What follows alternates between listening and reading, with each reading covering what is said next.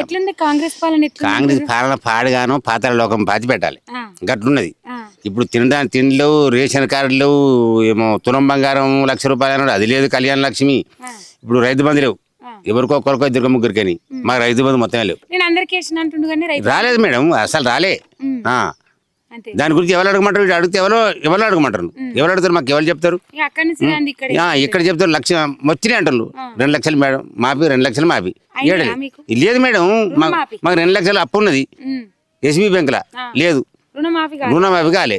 2 లక్షలు ఉన్న వాళ్ళందరికీ లేదు మేడం, లేదు. మళ్ళీ మొన్న రైతు బంధు అవి లేవు. వస్తే రాలే, ఎవరికి రాలే. మా భార్యకు 2 ఎకరాలు ఉంది, వీరికి 2 ఎకరాలు ఉంది, నాకు 2 ఎకరాలు ఉంది. ఏ రైతు బంధు లేదు మేడం. పల్లె అప్పుడు అనుకోకుండా ఎంత మంచిగా అంటే ఒక్క వారంలో అందరూ ఎంతో మెచ్చుకున్నట్టు అయిపోయింది. మాకు సంతోషం గట్ల. అటువంటిది ఇప్పుడు ఎక్కడికి వచ్చారా ఈ దరిద్రం, ఎక్కడికి వచ్చారని మేము అనుకుంటున్నాం.